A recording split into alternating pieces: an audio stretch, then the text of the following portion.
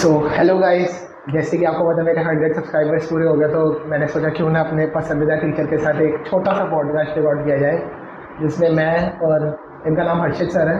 तो मैं और हर्षित बिंजू, पूरा नाम बिंजू, ठीक है। तो मैं और हर्षित सर कुछ गपशप बातें मारेंगे, ठीक है, और सर के बैकग्राउंड के बारे में कुछ पूछेंगे।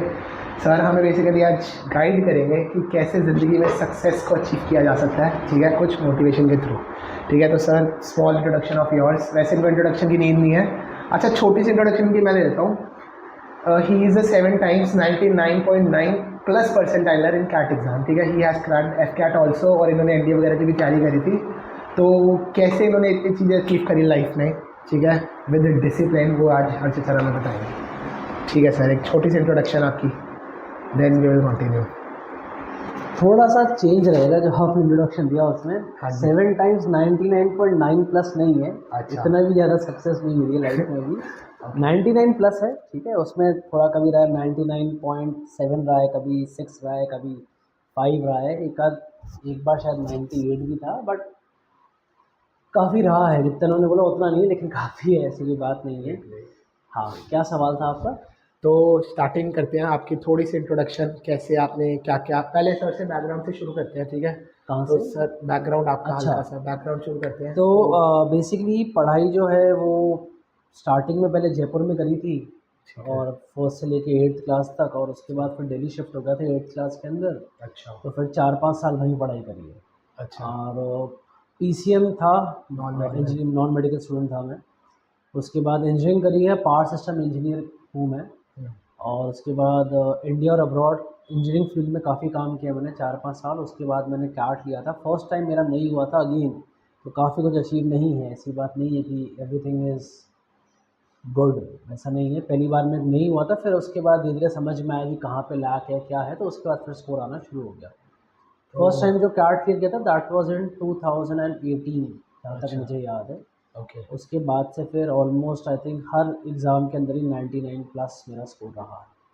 बीच में 1 साल स्किप हुआ था, बट उसके अलावा कभी नहीं। ठीक है, तो जैसे आपने बोला आपने पावर सिस्टम इंजीनियरिंग करी है हम्म। 4 साल से, वो आपने कहाँ से करी? मैंने university of petroleum and energy studies Dehradun से मैंने पढ़ाई करी थी। अच्छा, देहरादून से। हाँ जी। तो सर ने मतलब बेसिकली आपने फर्स्ट टू एट अपने दिल्ली में करी।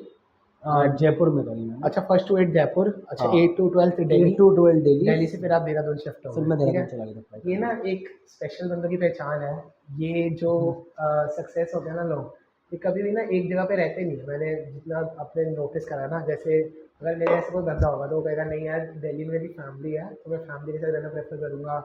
तो कई लोगों की ये नहीं होती सोच, और जो जो सक्सेसफुल होना चाहते हैं ना, they move out of your comfort zone, मतलब अपने नहीं, कंफर्ट जोन से ऐसा बाहर निकलते ऐसा नहीं है। एक्चुअली मेरा ये मानना है, हो सकता है आपका नहीं हो ये मानना, कि अगर आपको लाइफ में सक्सेसफुल बनना है ना, then you have to leave your comfort zone. हैं। एग्जैक्टली। पेरेंट्स के साथ कैसा रहता है ना, कि पेरेंट्स आपकी ना ज़रूरतें हमेशा पूरी कर देंगे। अगर आप ये नहीं सीख पाते ना कि आप अपनी ज़रूरत पूरी कर पाओगे कभी की नहीं, तो फिर आप सक्सेसफुल नहीं बने। आप गाड़ी लेते हो, उसके अगर उसका इनिशियल अमाउंट पापा दे रहे हैं, तो उसका फिर सेंस नहीं बनता ना। आप पूरा दो तो बात है, आप फ़ोन खरीदो चाहे ईएमआई पे खरीदो, लेकिन आप ईएमआई पे करो ना, देन दैट इज़ सक्सेस। तो उसके लिए ना आपको बाहर निकलना पड़ता है, आपको अपना कंफर्ट जोन, जो किसको बोलते हैं ना, कि आपको अपने नेस्ट से बाहर निकलना पड़ता है, तभी चिड़िया उड़ना सीखती है। तो वो कहानी हमारे साथ भी ट्रू है। ठीक है, तो सर देखो, मतलब सर की थोड़ी बैकग्राउंड स्टोरी वगैरह पता है। तो सर ने अपनी पहली जॉब मेरे ख्याल हैदराबाद में करी थी आपने। हाँ, हैदराबाद में करी ठीक थी। है। और सर ने एक मेरे को स्टोरी बताई थी, 17,000 रुपीज़ सर कमाते थे। ठीक है सर, एक बार वो बताइए प्लीज़, वो बड़ी मतलब एक मोटिवेशनल स्टोरी जो सर बताते हैं, सबको बताते हैं, सर बताइए एक बार। मतलब उस टाइम फर्स्ट टाइम जॉब लगी थी, 17,857 रुपये इन हैंड हमको सैलरी मिलती थी, सब कुछ कट एट कटने, फिफ्टी सेवन 5757। सब कुछ ना कट कटाने के बाद। और उस टाइम ना मतलब कॉलेज टाइम से ही था, कॉलेज टाइम के इनफैक्ट स्कूल टाइम से था कि डिफेंस सर्विसेज ज्वाइन करनी है। अच्छा। एनडीए का पेपर दिया था, तो पेपर क्लियर नहीं हो पाया था, लेकिन वो एक अंदर से था कि नहीं यार, क्लियर तो करना है। हम्म। तो जब देहरादून गए थे तब ना पढ़ाई स्टार्ट कर दी थी। अच्छा। लेकिन क्या हुआ कि जब एफकैट का एग्ज़ाम आया तो सेंटर देहरादून भरा, हम्म। लेकिन जॉब आ गई। अच्छा। तो जॉब के करने के लिए हैदराबाद जाना पड़ा, तो वापस देहरादून आ नहीं पाए पेपर देने के लिए। तो जॉब कंटिन्यू रखी, क्योंकि भैया घर वालों ने पहले ही बोला था कि आपके पास जॉब का ही ऑप्शन है, दोनों पेरेंट्स गवर्नमेंट सर्वेंट्स थे। उन्होंने पहले ही बोला था कि आपको जॉब करनी पड़ेगी, don't expect anything else from us. जब जॉब मिली चुपचाप चल दी है। तो अब ऐसा था कि स्टार्टिंग में तो दोस्तों के साथ रहना शुरू किया, भैया नई-नई जॉब थी तो थोड़ा-सा एन्जॉयमेंट वगैरह भी किया। फिर 2-3 महीने के बाद रियलाइज़ हुआ कि यार एक गोल लाइफ़ में सेट किया था। वैसे ज़्यादा गोल सेट किए नहीं कभी लाइफ़ में, लेकिन वो एक गोल सेट किया था, तो उसको अचीव करना ज़रूरी है। तो फिर अलग से अपना कमरा लिया और कहा कि यार अब पढ़ाई करनी स्टार्ट करते हैं दोबारा से इंडियन एयर फोर्स की। अब कैसा था कि 17,857 रुपये मिलते थे, जिसमें से 8,000 रुपये मेरा किराया था। ठीक है। अब वो किराया जाने के बाद कुछ 9-1 हज़ार रुपये बचते थे और उस टाइम पे ना पढ़ाई हमने स्टार्ट कर दी थी। तो शेड्यूल ऐसा बनता था मेरा कि सुबह-सुबह ना 10 से उस टाइम आईटी सेक्टर में मैं काम करता था। अच्छा। तो हैदराबाद में। सुबह-सुबह 10 बजे ऑफ़िस में पंच इन करना होता था, तो हमारा मतलब ऑफ़िस का ऐसा था कि या तो आप 9 से 6 का ले लो या फिर आप 10 से 7 का ले लो ठीक है। और 8 घंटे आप काम करोगे और 1 घंटे आपको ब्रेक मिलेगा। ठीक है। तो मेरा 10 बजे से था, अर्ली राइज़र तो मैं हूँ नहीं, तो सुबह 9 बजे वाला तो मैंने लिया नहीं, वो पॉसिबल है नहीं मेरे लिए। तो सुबह 10 बजे आता था, 10 से 2 काम करते थे, 2 से 3 का ब्रेक होता था, 3 से 7 दोबारा काम करो, फिर आप घर जा सकते हो। 5 अच्छा। डेज़ अ वीक वर्किंग था, 2 डेज़ ऑफ थे। Saturday Sunday off. हाँ जी। तो वो 2 दिन में तो पढ़ाई करता ही था मैं, हुँ, हुँ, हुँ। लेकिन कैसा था कि अब ना लाइफ़ में दोबारा पढ़ाई शुरू करी आईआईटी की जेईई की पढ़ाई के बाद। अच्छा। तो क्या कि दोबारा रिदम में आने में लगता है टाइम बंदे को, और एप्टीट्यूड टेस्ट में ना एक डिफरेंस होता है कि मतलब आपको ना एक नाक सीखना पड़ता है कि आप उस एग्ज़ाम को क्लियर कैसे कर सकते हो। ओके। तो एक तो चलो आपने प्रैक्टिस कर ली कि भैया आपने इसके सवाल भी लगा लिया, आपने परसेंटेज भी पढ़ लिया, आपने ये रेशियो प्रोपोर्शन भी पढ़ लिया, आपने टीएसडी पढ़ लिया। लेकिन अब मेरे पास एक पेपर है, मैं उस पेपर को ऐसे कैसे सॉल्व करूँ कि मेरे को अच्छा रिज़ल्ट मेरे को मिल जाए। एग्ज़ैक्टली हाँ। तो वो सीखने के लिए सब चीज़ों के लिए आपको चाहिए होता है टाइम, तो टाइम कैसे बंदा निकालेगा? आप 7 बजे के बाद क्या है ना कि आप थक जाते हो, आप कोई सा भी काम करो। एग्री। अब उस टाइम पे ना लाइट भी जाती थी, अब तो क्या है कि आजकल काफ़ी सारी चीज़ें चेंज भी हो गई हैं, अब तो ये बात इंटरनेट बहुत सर आप फ़ास्ट हो कब गया की है। बात कर रहे हो 2000? ये बात है 2015 की। 2015 की। हाँ, उस टाइम तो क्या ही था, और रिसोर्सेज़ उस इतने थे टाइम ना नहीं। रिसोर्सेज़ मतलब इंटरनेट वगैरह भी नहीं होता था हमारे पास। हुँ। ज़्यादा हमको ना डेटा मिलता था एमबी के अंदर, कि आपने ना अच्छा। ₹20 का रिचार्ज किया तो आपको 100 एमबी डेटा मिल जाएगा। अब 100 एमबी में आदमी क्या कर लेगा, व्हाट्सएप चला लेगा। एग्ज़ैक्टली। आजकल तो क्या है कि फ्री है भाई, तुम दिन का 1-1 जीबी इस्तेमाल कर रहे हो, वो सब हमको 1-1 नहीं मिलता ढाई-ढाई था। जीबी आ गया आज तो। हाँ, हमको वो सब नहीं मिलता हाँ, था। एग्ज़ैक्टली। तो हम लोग के पास जो गिनी-चुनी किताबें होती थी वो, हुँ, और थोड़ा बहुत इंटरनेट का जो रिसोर्स हमको मिलता था हुँ। उसको हम इस्तेमाल करके हम लोग पढ़ाई करते थे। उस टाइम आप इंटरनेट का रिचार्ज कराते थे? 2015 में? यार कराने से पड़ता था क्योंकि उस टाइम व्हाट्सएप आ गया था। तो अच्छा। आधी से ज़्यादा बातें ना व्हाट्सएप पे होनी शुरू हो गई थी। अच्छा। तो दोस्त यार वो सब के सब ना व्हाट्सएप पे आ गए थे, तो फिर ओके। ना कराना पड़ता था हम लोगों को धीरे करके। व्हाट्सएप के चक्कर एक्चुअली में लोगों ने रिचार्ज जो है ना, हमारी जनरेशन के जो है ना, उन्होंने रिचार्ज ही व्हाट्सएप के चक्कर में कराया। अगर अच्छा। ये व्हाट्सएप नहीं आता, तो हम लोग आज भी ना टेक्स्ट पर ही बात कर रहे होते। मतलब मेरी जनरेशन को स्पेसिफिकली मैं बता दूँ। क्योंकि आप हम पढ़ते तो लोग यूट्यूब से थे नहीं, बुक्स वगैरह से पढ़ते थे। हाँ, उससे यूट्यूब से हम पढ़ते नहीं थे, और हाँ। हम लोग ये स्नैपचैट और ये सब कभी हमने मैं आज भी इस्तेमाल नहीं करता हूँ। मेरी अच्छा। जनरेशन वाले बेयरली कुछ इस्तेमाल करते हैं, हम 2-4 फ़ोटो-वोटो डाल देते हैं, आपस में दोस्तों की बात हो जाती है। हाँ, जो एक्चुअल यूसेज है, वो मुझे ऐसा लगता है कि मेरी से जो नेक्स्ट जनरेशन है ना, वो ज़्यादा इस्तेमाल करती है। ऑब्वियसली। हम लोग उसके इतने कंज़्यूम नहीं करते उस चीज़ हुँ, को, हुँ, मतलब कभी बचपन में आदत बनी नहीं उस चीज़ की हुँ। तो। तो हम लोग क्या मैं क्या करता था कि वो पहले के 4 घंटे में ऑफ़िस में काम करता था मैं, और उसके बाद जो बीच का 1 घंटा मुझे मिलता था ना, मैं वापस अपना कमरे में जाता था। मेरा कमरा ना मुश्किल से 20 मिनट की दूरी पे, जैसे यहाँ से नीचे उतर के साउथ एक्स का मार्केट है ना कि आ गया बस, हुँ। वैसे ही 10-5 मिनट की दूरी पे था मेरा कमरा, मैं फटाफट भाग के जाता था। अच्छा, एक्चुअल प्रॉब्लम ये भी थी कि खाने को पैसे नहीं होते थे मेरे पास, अच्छा। और घर से माँग नहीं सकता थे। हुँ। तो हम लोग मैं ना ओट्स खाता था, अपनी फ़िटनेस बनानी पड़ती थी, तो मैं दिन में 2 या 3 बार ओट्स खाता था, हुँ। और एक टाइम डिनर का पैसा मैं बचा के अपने पास रखता था। एक ब्रेकफ़ास्ट का पैसा और एक डिनर का पैसा, जो बीच का जो लंच होता था, उसमें मैं ओट्स बना के खाता था। तो तो मतलब बेसिकली 2 से 3 का आपका लंच होता था। हाँ, तो आप 2 बजे ऑफ़िस से निकल जाते थे अपने मतलब पीजी या घर जो इन्होंने ले रखा था हाँ, फ्लैट फ्लैट में, दे रखा था, 2:10 पे मैं वहाँ पहुँच जाता जिसका था। किराया 8000 था। हाँ, जिसका किराया ठीक है, 8,000 तो रुपए था। 10 मिनट में आप पहुँच गए और आपने मतलब ओट्स बनाए केटल वगैरह में और हाँ, साथ-साथ आप पढ़ते थे। हाँ, ओट्स बनाता रहता था और साथ-साथ में पढ़ता रहता था मैं, कि क्योंकि उस टाइम डेडिकेशन। ना इंग्लिश नहीं थी अच्छी, ठीक है? तो इंजीनियर्स की वैसे भी थोड़ा रहती तो है, उस मैथ्स टाइम पे वगैरह था में कि स्ट्रॉन्ग अपनी होते हैं। थोड़ी वोकैब्युलरी मुझे स्ट्रॉन्ग करनी है और अच्छे से पढ़ाई-वढ़ाई करनी है, हुँ। पेपर क्लियर करना है। क्योंकि दिमाग में ना ये चीज़ भी थी कि यार अगर पेपर क्लियर करना है ना, तो अच्छे नंबर से क्लियर करना पड़ेगा। हाँ। मतलब ऐसा नहीं कि 300 में से अगर 120 का कट ऑफ है तो आप 121 नंबर लिए आपका सिलेक्शन हो जाएगा। हुँ। ये चीज़ गलत है। अगर आपको सिलेक्शन चाहिए तो आपको 300 में से कम 180 या 200 नंबर डालने पड़ेंगे।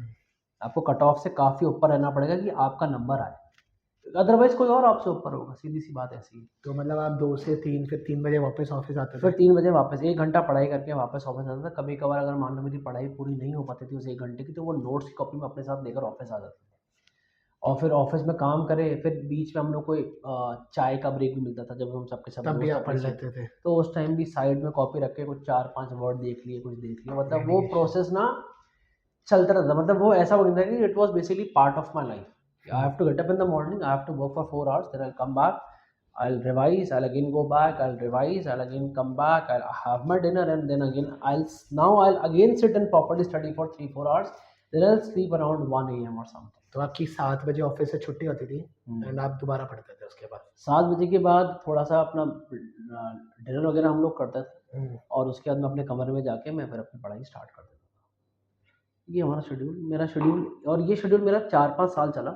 और उन 4-5 साल में सर ने ओट्स पे अपनी 4-5 अपना महीने lunch- मैं ओट्स पे रहा हूँ, अच्छा। क्योंकि उन 4-5 महीनों का जो सैक्रिफाइस था ना, उसने मुझे समझा दिया था कि if I have to be on the next level then these are the sacrifices that I have to make. और उसमें सबसे बड़ा सैक्रिफाइस ये है कि you have to control your temptations. Discipline जो है ना, उसमें सबसे, डिसिप्लिन में काफ़ी सारे पार्ट्स आते हैं, सबसे बड़ा यही है कि आप अपनी टेम्पटेशंस को कंट्रोल करो। कि दोस्त पार्टी करने जा रहे हैं तो आप नहीं चाहोगे, क्योंकि आपको कुछ और अचीव करना है। हाँ, आप नहीं करना चाहते, you want to enjoy your life, तो आप बिल्कुल करो। फिर ना आप इस चीज़ में आओ ही मत कि नहीं भाई मैं एंजॉय करूँगा, मुझे तो एक ही लाइफ जीने को मिली है, I want to enjoy my life. आप एंजॉय करो। बीच में जो लोग रहते हैं ना, कि ये भाई कुछ टाइम पढ़ लिया, कुछ टाइम मस्ती कर ली, कुछ टाइम सीरियस हो गए, वो है ना ज़्यादा फ्रस्ट्रेटेड रहते हैं लाइफ के अंदर। Agreed यार। या तो पूरा अंदर घुस जाओ कि भाई मैं पेपर फोड़ के बाहर आऊँगा, तो घुस जाओ भाई कि सब कुछ त्याग दिया मैंने 3-4 साल के लिए, मुझे कोई मतलब नहीं है। नहीं तो भाई मैं तो देख लाइफ एंजॉय करूंगा, मैं 5 दिन कमा रहा हूँ, मैं तो 2 दिन पार्टी करूँगा। आप बिल्कुल वो करो। दोनों में मुझे ये दोनों चीज़ें सही लगती है। जो बीच का है ना कि भाई पढ़ भी रहा हूँ लेकिन लाइफ भी इंजॉय करनी है, वो नहीं होता है। क्योंकि इंडिया में कंपटीशन बहुत टफ है। आप कोई भी अच्छा पेपर अगर आप आज के टाइम पे निकालो, चाहे IIT JEE हो, चाहे कैट हो, चाहे लॉ का कोई पेपर हो, चाहे CUT का एग्ज़ाम हो, चाहे IP मैट का एग्ज़ाम हो, चाहे डिफेंस सर्विस का एग्ज़ाम हो, आप IAS का UPSC का आप एग्ज़ाम ले लो, आप कोई भी एग्ज़ाम ले लो, कंपटीशन का जो लेवल है ना, वो एक्चुअली में इतना ज़्यादा बढ़ गया है कि आप नंबर ऑफ बच्चों को देख के ही घबरा जाओगे। वही ना, कैट में 3.5 लाख बच्चा पेपर देता है तो और मेरे ख्याल 2-2.5 हज़ार सीट्स भी नहीं है, 1% से भी कम है। नहीं, सीट्स तो थोड़ी ज़्यादा हैं, लेकिन आप अगर जनरल बच्चों की हाँ, एडमिशन की exactly, बात हाँ, करोगे ना, हाँ। तो वो तो 1% है। हाँ एग्जैक्टली, 3,000 होंगी मसा। और कितनी सीट्स हैं। और अगर आप बाकी गिने चुने थोड़े से कॉलेजेस और जुगाड़ लोगे, तो आप मान लो वो 3,000 का 6-7,000 8,000 हो जाएगा, और क्या हो जाएगा जनरल बच्चे को, और क्या मिलेगा। फिर तो बाकी फिर आप जो सेकंड ईयर कॉलेजेस हैं, थर्ड ईयर कॉलेजेस हैं, उनकी बात अलग है। But if you want to be at the top, then it has to be one, you have to be in 1% to 2%। Population इतनी है यार। जब मैंने बोर्ड दिया था उस टाइम ना कुछ 17-18 लाख बच्चे थे। अच्छा। अभी इस साल बोर्ड दिया है, 10वीं का बोर्ड दिया, 44 लाख बच्चों ने। तो फिर तो यार कंपटीशन तो बढ़ेगा ना, competition Number of students are increasing but the seats are limited to that. Seats कैसे बढ़ाएंगे यार आप मुझे एक बता दो कि आप सीट्स कैसे बढ़ा लोगे। आप अगर सीट्स बढ़ाओगे तो सीट्स के लिए आपको प्लेसमेंट देनी पड़ेगी। Exactly. प्लेसमेंट्स कंपनियों की तो खुद की हालत खराब है। इंडिया का तो मार्केट भी ऐसा which is dependent heavily upon US market और any other developing countries market. India का अपना तो कोई मार्केट ही नहीं किसी भी चीज़ के अंदर। Right. बाहर के लोग अगर अपना पैसा निकाल लेते तो इंडिया का स्टॉक मार्केट डाउन हो जाता है। बाहर US ने अगर टैरिफ बढ़ा दिया तो IT कंपनीज को काम नहीं मिलता है, तो IT कंपनीज बंदों को फायर कर देती है। हमारा आपस में तो कुछ काम ही नहीं है ना, हम तो सारा Dependent काम, हैं। हम तो डिपेंडेंट है। तो हम ग्रो कैसे करेंगे, ग्रो कर ही नहीं पाएंगे। तो सर जैसे सर ने बताया कि 17,857 में से 8,000 गिराया जाता था, तो 9,000 रुपये कुछ आपके पास बचते, तो उसमें से मान लो थोड़ा बहुत इंटरनेट का रिचार्ज भी करा दिया, तो मतलब मान लो 9,000 अगर डिवाइड बाय 30 करो आप, तो 300 रुपये दिन के बचते हैं। उसमें एक उसमें भी चीज आपको और lunch dinner, lunch breakfast dinner उसमें करना एक है। चीज और भी थी कि अगर आपको इंडियन एयरफोर्स ज्वाइन करना है तो आपको स्विमिंग आनी चाहिए। अच्छा। तो मैंने स्विमिंग भी ज्वाइन करी थी। तो स्विमिंग का खर्चा भी शायद मेरे एक महीने का 3-3.5 हज़ार रुपये ज़्यादा था, तो मेरे पास कुछ 6,000 रुपये बचता था, जिसमें एक टाइम का खाना आता था और उसके अलावा 2 टाइप का सॉरी खाना था। सुबह का जो ब्रेकफास्ट था वो 50 रुपये का, रात का डिनर जो था वो 100 रुपये का, और बाकी जो बीच के टाइम पे मैं ओट्स खाता था। 200 रुपये और आपको ये बचते थे ना दिन के? बस इतना ही इतने ही आसपास कुछ हिसाब बचता था, और मतलब मेरे पास इतने पैसे नहीं होते कि अगर मुझे कुछ नया खरीदना है तो वो मैं नहीं खरीद सकता। नहीं खरीद सकते। और ये सिलसिला 4-5 महीने नॉन स्टॉप चला। दिक्कतें बहुत हुई, बिल्कुल हुई, तो फिर आपका डिफेंस का पेपर हुआ क्लियर? लेकिन पेपर फिर मैंने क्लियर किया। मैंने 2015 के अंदर जो अगस्त वाला पेपर था उसको एफकैट प्लस ईकेटी वो भी क्लियर किया। फिर 2016 के फरवरी वाला पेपर भी क्लियर किया। फिर उसके आगे भी मैंने पेपर क्लियर करे, लेकिन वो 4-5 महीने ना मुझे हमेशा याद रहते हैं कि क्योंकि मैंने लाइफ में काफ़ी सालों के बाद एक डिसीजन लिया कि नहीं, I will make my self discipline again. तो वो क्या है ना, वो then it stayed with me, then it did not go anywhere. वो फिर वो मेरे साथ ही रहा, वो डिसिप्लिन हमेशा। तो सर, जो आपकी 17,000 से स्टोरी स्टार्ट होती है और जहाँ आप अब हो, तो मैं आप वैसे आपको थोड़ा बता दूं कि सर अब जहाँ पे हैं तो he is on very high level, ठीक है, जहाँ पे मतलब एक मतलब कह सकते हैं कि बहुत सक्सेसफुल है, काफ़ी सक्सेसफुल है लाइफ में, ठीक है। तो ऑब्वियसली सर अपनी सैलरी डिस्क्लोज नहीं करेंगे, but sir the point being कि उस 17,000 से आज आप जितना अर्न करते हो जहाँ आप हो, तो आप क्या देखते हो या पीछे कैसे देखते हो, और आप इनको भी क्या बताना चाहोगे कि कैसे देखना चाहिए अपनी चीज़ों को? यार मतलब मैंने ना सक्सेस क्या कभी है? भी सक्सेस को है ना मनी से रिलेट नहीं किया, और फ्रैंकली कभी इतना कमा ही नहीं पाया कि मैं रिलेट कर पाऊँ, सही बताऊँ तो। क्योंकि कैसा रहता है कि जब आप सिंगल होते हो ना और आप पैसा कमाते हो, तो वो क्या है ना, that is for its just for your use. हाँ। बट एक टाइम के बाद when you start growing up in your life and let's suppose आपकी फैमिली हो जाती है, तो अब क्या है कि आपका ना खर्चा जो है ना फिर वो उनकी तरफ भी जाना शुरू हो जाता है। मतलब then you not earning for yourself. तो इवन लेट्स सपोज अगर मैं मान लो आज 5 या 6 गुना कमा रहा हूँ जो मैं पहले कमाता था, तो वो 5-6 गुना जो है ना वो जा रहा है कि भैया घर है उसको चलाना है, फैमिली है उसको देखना है, बच्चे हैं तो अब उनके खर्चे होंगे। तो वो जो लेवल है ना, मतलब वो ऑलमोस्ट सेम ही है। अच्छा। अब वो क्या है कि ऑब्वियस सी बात है कि आप मैं 21 साल का था, 17,000 रुपये कमा रहा था, मैं 31 साल का हूँ, लेट्स सपोज मैं लाख रुपए कमा रहा हूँ, तो यार अब 21 साल का बंदा वो लाख रुपए देगा तो उसको लगेगा ही ना कि बहुत ज़्यादा है। लेकिन आप उस 31 साल वाले से तो पूछो कि भाई तेरी रिस्पॉन्सिबिलिटी क्या क्या है, ये तेरा पैसा कहाँ जा रहा है। तो रिस्पॉन्सिबिलिटीज आ जाती तो है बंदे में। वो जो तरीका, मतलब मेरे को ऐसा लगता है कि you should never major your success with money. You need money.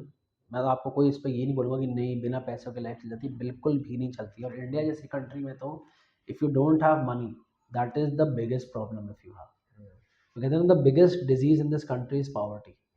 तो बिना मनी के ना आप इंडिया में सर्वाइव नहीं कर सकते। You need good amount of money to survive in India, to live respectfully in the society. और ये ट्रुथ है, ग्रेट।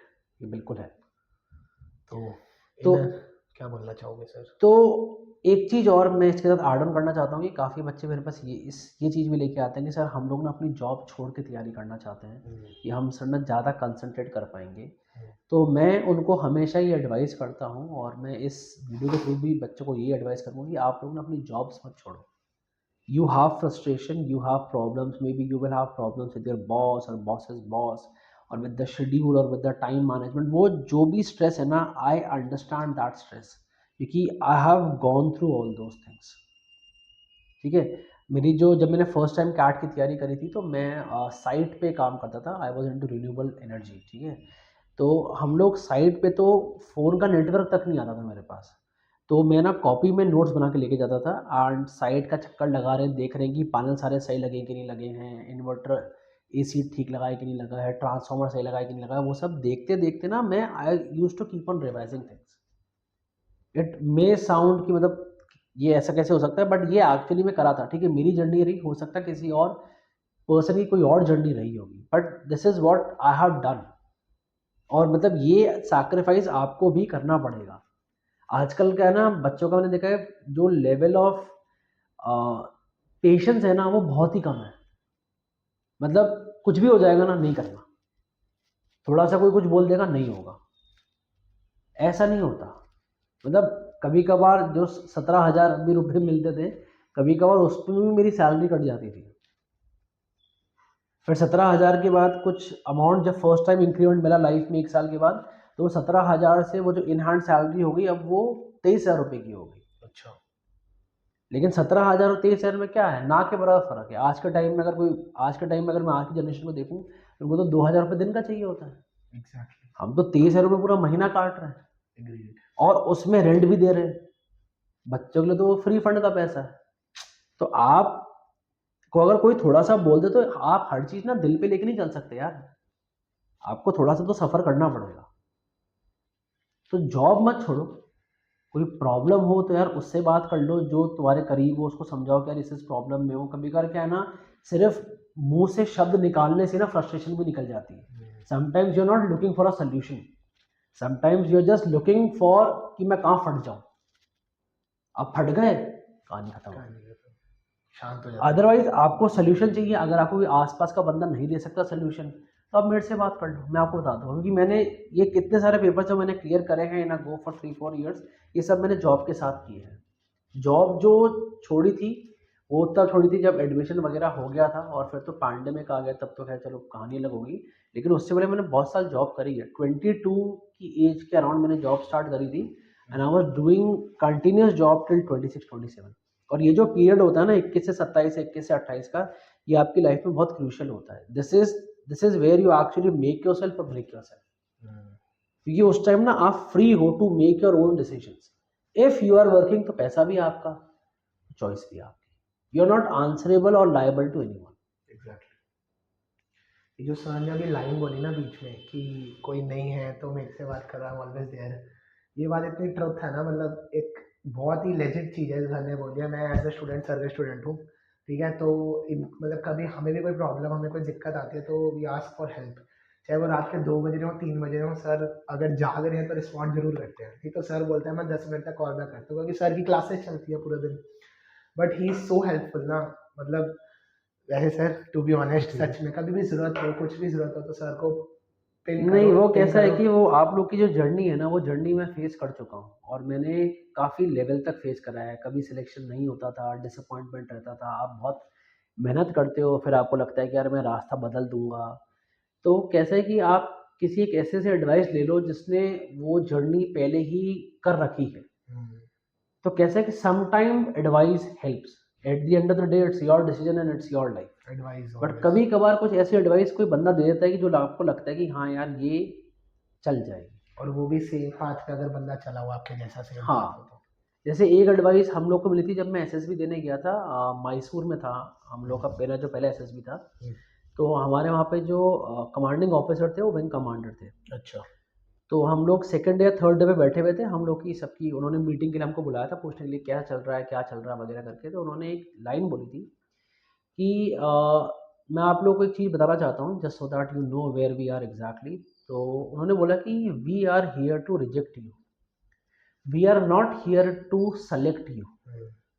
ये आपके ऊपर है कि आप सेलेक्ट होना चाहते हो कि नहीं होना चाहते हो। अगर आपने हमको एक भी रीज़न दिया कि हम आपको सेलेक्ट नहीं करें, हम वो रीज़न पकड़ के बैठ जाएंगे और आप सेलेक्ट नहीं होगे। This is true for almost every field. Agreed. आप कैट पेपर क्लियर करते हो, अगर आपका इंटरव्यू अच्छा नहीं गया, जाके भले ही आपका 99.9 परसेंटाइल आया हो भैया, भले ही आपका WAT अच्छा रहा हो, भले ही आपका GD अच्छा रहा हो, लेकिन आपने PI अच्छा नहीं किया, यू आर आउट। मतलब you have to ensure that कि जितने भी एस्पेक्ट्स हैं you are taking care of all the aspects. ये इनफैक्ट आजकल नौकरियों में भी ट्रू है। आप किसी भी IT कंपनी को देख लो, I will not take any names, but आप देख सकते हो कि बेसिक ट्रेनिंग दी और उसके बाद बोल दिया कि नहीं यार हम लोग नहीं रख सकते। तो this is true in every aspect of life. तो आप जहाँ भी जा रहे हो ना, आप बस ये सोच के जाना कि जो सामने वाला बंदा है ना, वो तो मुझे रिजेक्ट करने के लिए बैठा है। ये मेरी ड्यूटी है कि अगर वो किसी को सिलेक्ट करेगा, then it has to be me, that's it. ये एफर्ट आपको लेना है, वो आपके लिए नहीं लेगा। तो इस चीज का ना बिल्कुल आप लोग ध्यान रखना। और वो तभी हो पाएगा जब मैं सामने वाले से कुछ एक्स्ट्रा एफर्ट या कुछ एक्स्ट्रा बिल्कुल बिल्कुल बिल्कुल, आपको you have to do that. India में ना कंपटीशन बहुत अलग लेवल पे है, बहुत ही ज़्यादा अलग लेवल पे है। And even when you will clear it, then also it's not that कि मतलब जैसे हम बोलते हैं ना, the grass is greener on the other side. हाँ. The sad part or the reality part is that you will never be able to reach that grass. If you are starting from scratch, you will never see that grass. It is going to take a lot of amount of time for you to be actually on the other side and enjoy that grass. वो बहुत लंबा phase है, वो time लगता है. It's not that easy. तो you have to be still कि हाँ यार, मैं जो भी कर रहा हूँ ना, मतलब I have to be persistent, I have to be consistent in this, कि मैं ये करता रहूँगा.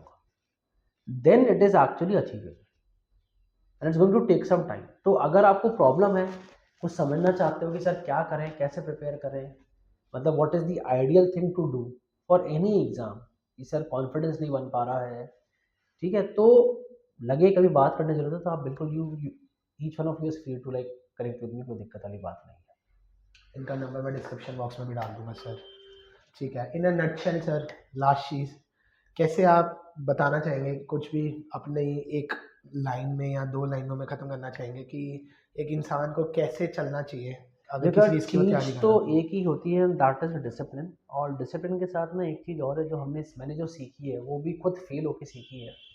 जब ना पहली बार कैट का स्कोर अच्छा नहीं आया था, पढ़ाई करी थी, थोड़ा डिसअपॉइंटमेंट हुआ था, क्योंकि पहले भी एयरफोर्स का डिसअपॉइंटमेंट हो चुका था. अब कैट का पेपर भी क्लियर नहीं हुआ है, अच्छा. तो अकेला रहता था, तो रात को इधर से उधर घूम रहे थे, समझ नहीं आ रहा था कि क्या करना चाहिए क्या नहीं करना चाहिए. मूड भी ख़राब था, काम भी करना होता है अगले दिन सुबह जाके ऑफिस का. तो जैसे आज के टाइम पे लोग करते हैं कि मोटिवेशनल वीडियो देख लेते हैं, तो हमने भी वो किया.